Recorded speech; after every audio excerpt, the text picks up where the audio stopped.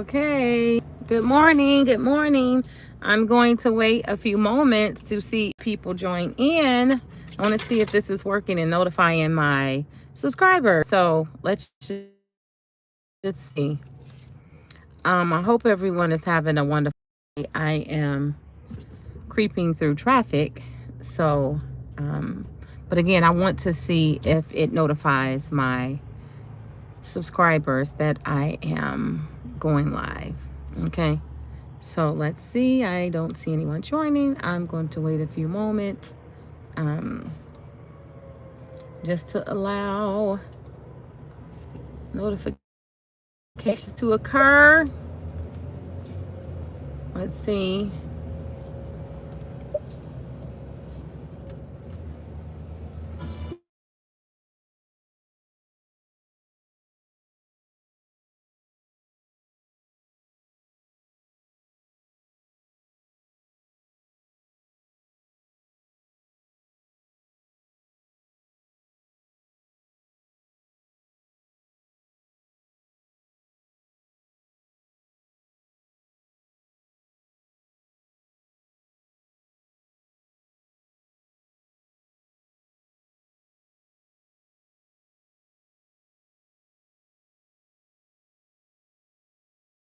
Because I have not been on so long. Sorry.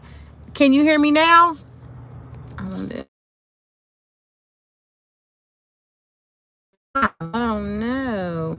Can you anyway, hopefully you can chat. Oh, it's clear on in the background, but I'm sitting through traffic. Anyway, so how are you doing? So I said that I'm going to come back on YouTube more.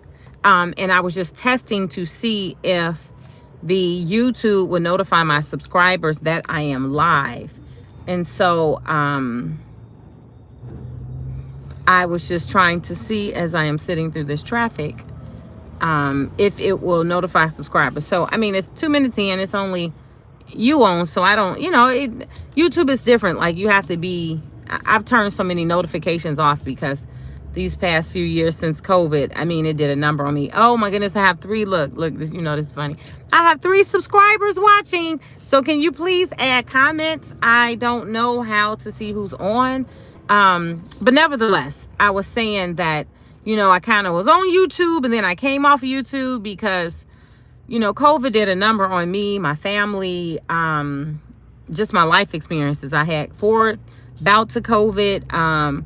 My children had COVID, working a corporate gig and then homeschooling. I was half crazy. I went through so much stress. My body just became totally inflamed. And, I should share before and after pictures, but you guys can see through my other social media channels, but I just became so stressed, right? So seeing my cardiologist, for those who don't know, I had heart surgery in 2010. So I see a cardiologist once a quarter. My parents died young. My mother passed away at 52 from a heart attack. So I'm very cognizant of my heart. I have an enlarged heart. I just feel like, God says that she has the biggest heart in the world. Okay. But physically, I do have an enlarged heart. And so it's something that I'm very mindful of. But when I tell y'all that reset, because that's what it was, the reset really, impacted my just way of being. Let me just say that. I felt like I was a zombie. I was waking up to work to take care of my children. But I'm so grateful, everyone's off to college, the twins are off to college. So it's this, I've been spending a lot of time these past few months just reflecting on what has been my life the past 5 years. Okay. Cause I'm going to say 5 years. Even though I feel like COVID happened for us like yesterday, I'd be like, oh my God, it's been 5 years. Oh my God. I'm thinking about something. I'm like, that happened last year. And then I'm searching it in my email or something. I'm like, Paulina, that happened 3 years ago. But, when you just kind of going through the motions, that's how it feels like, it was just yesterday, but it was not. Anyway, so I am headed to my hometown to celebrate the wonderful, amazing life of my great aunt. She is my grandmother's sister. Just amazing. She lived an amazing 94 years on this earth, and I'm praying that God blesses me with that long life. Okay, I want to experience my great grandchildren. I just believe God that's going to be my experience in life.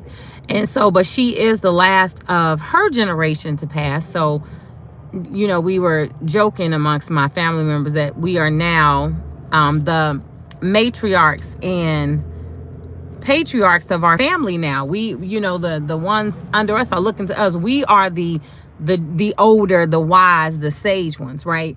And we have a responsibility to, pass on to our children, our grandchildren, the experience that we had growing up. And one thing I would say, I'm from Gary, Indiana, the best, okay? And when we were growing up, we didn't appreciate the sense of community that we had. You only appreciate it when you grow and you travel the world and you have all of these experiences, and you think about, why you became who you became, and what inspired you with your pride and, stick-to-itiveness and resilience and perseverance and, character. Okay.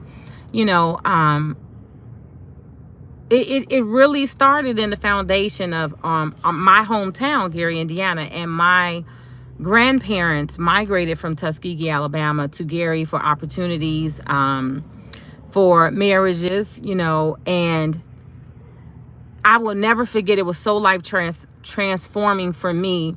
In 2018, I had the opportunity to go to Ghana. The night before I went to Ghana, they released Black Panther. And yes, Michael Jackson Town, yes. Afson, is that how you pronounce it? They released Black Panther. And so when I went to the theater. This was my thing. I was like, I know I have an early flight to Ghana in the morning. This is my first time going to Africa. Oh my God, I want to go see this movie. So I went to like the midnight show. It was like 10:30. I'm going to say that. 10:30 show. And I was in the theater. I ran there by myself. I was like, I'm coming. I'm going to this movie theaters. And I sat through the movie, and I was so, of course, I love the cinematography, the action, the costumes, and, I love movies. Okay. But I was sitting there, and all I could think about was, what would it have been to grow up in a world? I remember sitting thinking, I said, what would have been to grow up in a world where you had every depiction of success, intellect, strength, courage, everything around you was advancements, innovation, creativity. And I remember I went home, I was really reflecting on it. The next morning I get, I'm still reflecting on the movie, and I'm going to tell you what the transition happened for me. Reflecting on the movie. So we had a connecting flight from Detroit to Amsterdam. No, I did Detroit, New York, then New York to Amsterdam, then Amsterdam to Ghana. And so by the time I got to Amsterdam, I'm like, you sleeping through the flights. You're like, oh, I was playing the games, but sleep through the flights. But all I kept thinking about was, I'm a very reflective person. And I kept saying, wow, that movie, wow, that experience of life, wow, wow, wow, wow, wow. And then I landed in Ghana, okay? Made it to the, go through customs and all of that, come out the airport. And when I came out the airport, all I saw was all of these beautiful black faces, And I'm looking at the landscape, and I'm just taking it all in. Get to the hotel. And I was with a delegation. So, it was an amazing experience. The first night I had a chance to have dinner at the U.S. consulate's house for the Ghana representative. It was nice. Okay. I was on the corporate side. So it was a really beautiful experience. Right. So, we had chartered buses, security, so it was really good. We were all like, we need to go back to Ghana because we didn't sit in any traffic. They cleared the traffic for us. But anyway, and so, we check in, we have this cultural dinner. That night I sat in the room, and I was just like, wow, I decided to go by myself. Okay. And I know y'all like, get through this story, Paulina. Okay. So I decided to go by myself. So I sat in the room. I was reflecting, unpacking, organizing my wardrobe, just getting everything together so I can, like, boom, I can be ready. And I started thinking about my upbringing in Gary, Indiana. And I said, it's incredible to grow up in a town where all I saw was access and opportunity for Black people. And for me at that time, it represented the underrepresented population in the globe, right? And I'm talking about in North America. There's always a lot of racism and cultural things, right? And so I thought about, when I grew up, how, starting from my teachers, all of my teachers were minorities. I would go to the doctor was Black. I would go up to the gas station. If I was going to the candy store, the owners were all Black. The pharmacist was Black. The attorneys were Black. The government officials were Black. And I said, wow. I said, this is why wherever I go in the world, I carry a sense of pride of, it's going to be my opportunity if it's my opportunity. I'm not like, it's not for me. I'm like, oh, I'm going to get this. Like, it's just a matter of me figuring out what I need to figure out and know I'm going to get this. But all of that came from my upbringing in Gary, Indiana. And then also, Afsan, you mentioned Michael Jackson. So Michael Jackson's family was always an undercurrent growing up. Our generation was like, that. Either they had relations, I'm going to just say that they had connections to some of the older brothers, but they were a part of that time period where the Jacksons were coming back to Gary a lot, doing the different talent shows, and they just started going across the globe and just blowing up, right? And so you have one of the most dynamic, you can hear the Jackson name and instantly you think of the Jackson family. And you think about their foundation starting in Gary, Indiana, right? You think of that. You think of not just the Jacksons. There's a lot of Olympians, corporate executives, academians. Like, there are so many people from Gary, Indiana that are just incredible. Incredible. Incredible.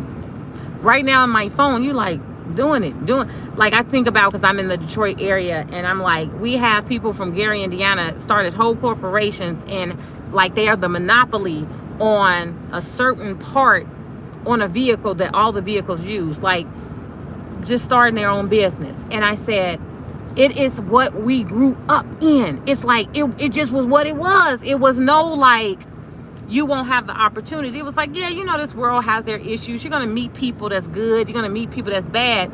But the only thing that's going to stop you from pursuing your dream is you. It's not going to be the color of your skin. It's not going to be, lack of resources. It's not going to be those things, because where there's a will, there's going to be a way. And just having that energy, that fire, one of the nicknames for Gary, Indiana is the Steel City. The Steel City, like that strength. When you think of steel, right? What steel is, the endurance, how it's forged in fire, how steel is made from coal, from dirt. Like, it's so symbolic of when you meet people from Gary, Indiana. When people say, yes, there's this negative image that people try to paint again about Gary, Indiana. Gary, Indiana is similar to any major industrial city that went through transformation in the late 80s. Everybody struggled because the population left, because the jobs were condensed with automation. So we reflect. You can go to London, you see some spots look just like Gary, okay? And so I always say, when people meet me, they be like, you from Gary? And I'm like, yeah. Then they'll start talking to me and they're like, you know what? Everybody I meet from Gary is just so real and so honest. Like, you guys are like really dope, cool people. And beyond that, we like one of the hardest working demographics. Like, we had to make it from nothing, like a small town atmosphere, people coming in this nucleus similar to Wakanda, where the intellect, I always knew that I wanted to be a writer in some point in my life, because I saw my grandmother writing all the time. I saw my grandmother, who migrated from Tuskegee, Alabama with only a 9th grade education, become a bookkeeper for a grocery store. I mean, was excellent with managing her finances, right?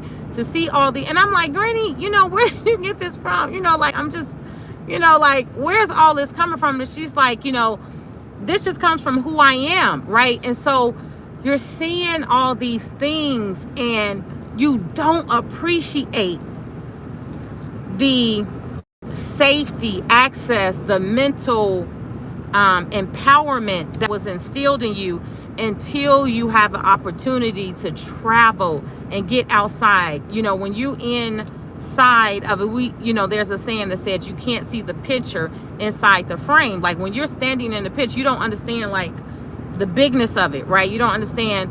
And it took me going to Africa for me to really grasp and say, oh my God, because when I was going through Africa, what was so amazing to me was all of the advertisement, right? The advertisement. You're seeing the billboards. Y'all, we like, oh my God, look at that beautiful, oh, look at those black people, look at those black, everywhere we go, it was nothing but black faces on everything. And I said, wow, I'm like, wow, it was so impactful for me. I literally, this is before we went to the slave dungeons. This is before we went to Cape Coast. Like, this was just me writing, just observing, journaling, capturing, like taking it all in, breathing the air. Like, it literally brought me right on back to that still city.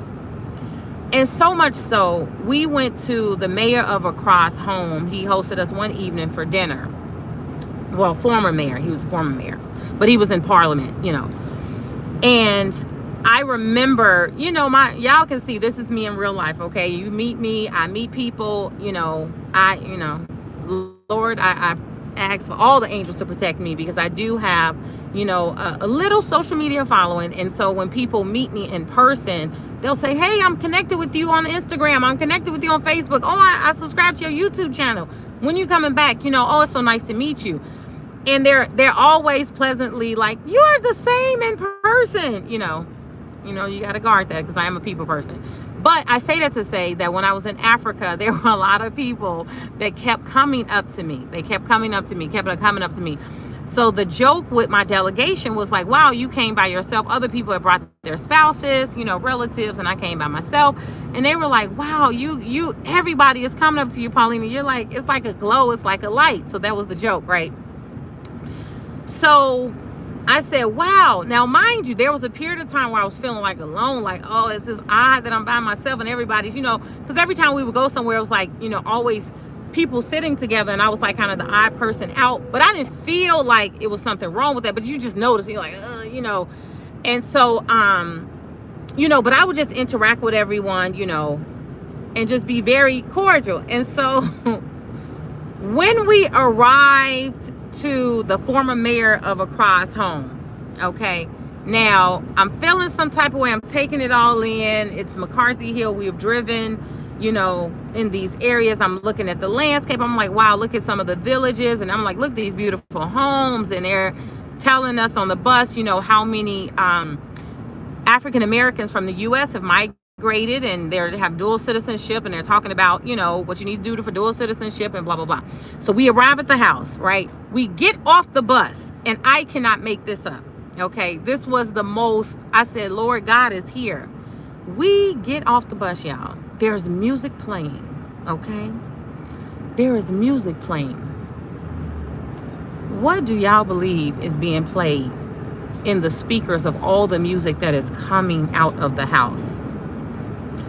I thought I was going to pass out and faint, okay?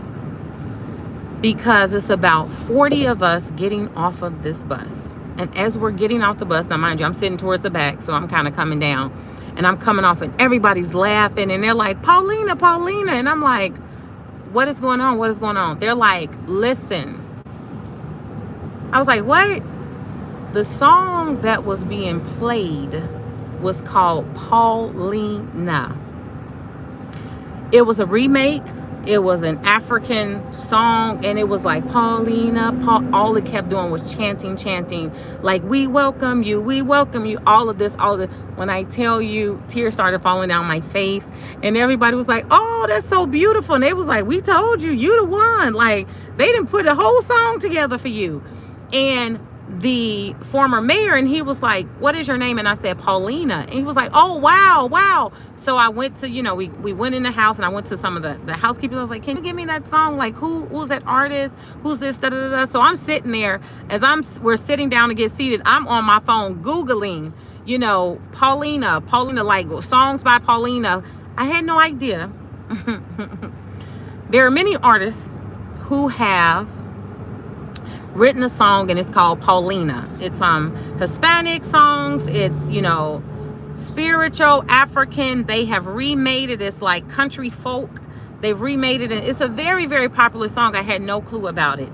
And the reason why that was so symbolic for me is because my entire life I've always had an issue with my name, okay? Because I have sisters whose names are beautiful. I have an older sister, her name is Tiffany. I used to be like, Tiffany has the best name. I have this old name, Paulina, because I've always been the only Paulina in every school I've attended. I'm named after my grandmother, Pauline. And my mother said Pauline it sounded too old, so she changed the E to an A at an N. And here it is, I'm in a spiritual transformation in my life, thinking about,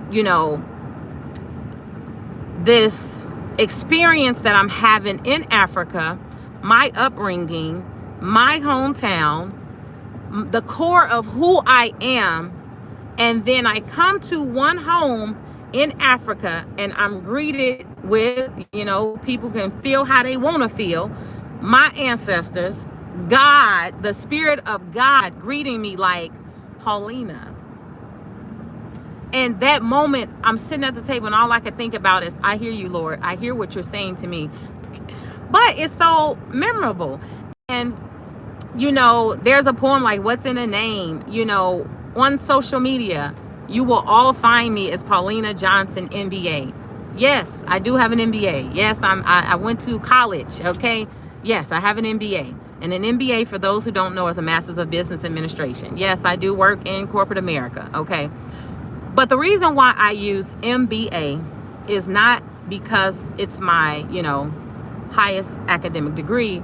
It's because a professor in graduate school once who told me that, you are a woman of faith, and I know you are big in your faith, but you need to also begin to reflect your name. He wanted me to become a PhD, and he would always sign me and say, Paulina PhD, Paulina PhD. He would always sign my name, then he would call me in the classroom, and he would say, you have so much knowledge and wisdom that you are a doctor. You are a doctor. You didn't become the medical doctor, but you are a doctor. And I would be like, oh, professor, da, da, da, da, just blow it off. But he said, I want you to start writing your name, Paulina PhD, Paulina PhD. And I thought about that, and I said, well, I'm not going to do that. I'm going to use a nickname that I had given myself, MBA Lena, right? And so MBA for me means moving beyond adversity. Okay, so I'm just giving that to y'all. And the reason why I did that is because in my life, I've had to move beyond a lot of adversity. And so my mother's nickname for me was Star. She would say when I was little, you're going to go far, Paulina. Your nickname is Star. But my nickname I gave myself is MBA Lena. So everywhere I go, I'll be like, MBA Lena, because I'm going to always move beyond adversity. And that has really helped me and guided me throughout my life whenever I'm faced with challenges, because they don't stop. That I'm always remembering, Paulina, you got this. You're going to move beyond adversity. I'm thinking about the time that I was in Africa. I'm thinking about, the strength that's within me, the generations before, how I was required to change my bloodline, even though I, hated that pressure growing up. Hated the pressure. But I knew it was my assignment. I just knew it ever since I was a young person. And so to get all the way to Africa, and God say, I know you going through all of this here. This is so overwhelming to you, but I'm going to add the period to it. Like, this is your destiny. And to come off that bus and to hear all those people, like, we telling you, it's you the one. You are, the joke was, you have been our safety, you have been the light on this trip. You know, this is something that we're gonna always remember. And you know, they was like, hey, they got whole songs made for you. And I'm saying this to say, because I know y'all like, yeah, finish this story. God has whole songs for you, meaning that there is nothing that happens in our life that is just by accident. Everything is divine purpose, all of the struggles, all of the experiences, and it's up to us to slow down and tap in to the understanding that God is trying to download into us so that we can move forward and really be healthy and happy in this life. Heaven is supposed to be on earth. You know, we are not supposed to be waiting to die to be at peace. None of us knows what happens to us when we die. We believe what we want. We believe based on our faith, based on our understanding. But we also have a responsibility to make our life the life it needs to be here on earth. And the way we do that is we tap into our roots. We tap into, why did God place me in this specific time? Why would God place us in this specific time, in this specific place to grow up? You know, I talk about my childhood in Gary, Indiana. I also have lived as a child in Colorado Springs, Colorado. Both of those places transformed my life. They transformed my life. And now that I'm in the southeastern Michigan area, I mean, I laugh at some of the things that feel like deja vu, because I'm like, I've been here before, or this has occurred before, or, you know, why am I connected to this person, or why did this connection? And then you find out some type of connection, some kind of way, whether it's a familial connection, a connection through work. You're like, oh my gosh. So let me just say this. I'm going to end with this, because I was thinking about this too. I want you guys, if you have a chance and you're really, really curiously interested, I want you guys to order this book called When God Winks at You. And it's by Squire Rushnell, Rushnell. I think that's how you pronounce his last name. It's a short book, a very, very easy read. I want you all to read that book, but I want you to take time and reflect on when God winked at you in different times in your life. And for me, he was winking at me in Ghana. He was winking at me in Gary, in Colorado Springs, here in Michigan. And it will transform your life. Think on the positive things. Think on, man, look what God brought me through. Look what he's still bringing me through. You know, if he did that for me back then, he gonna do it for me here. He's always speaking to me, saying things to me, getting me to see that we are perfectly his design. Okay, we have to stay on that path. We cannot allow the spirits of this age, these demons, because they walking on this earth, to put us in a different space and direction. Because whether you in North America, Africa, Canada, Jamaica, God gonna be with you. He with you. Just believe it. So I'm gonna go on and end this live. I'm glad you guys came on and joined me.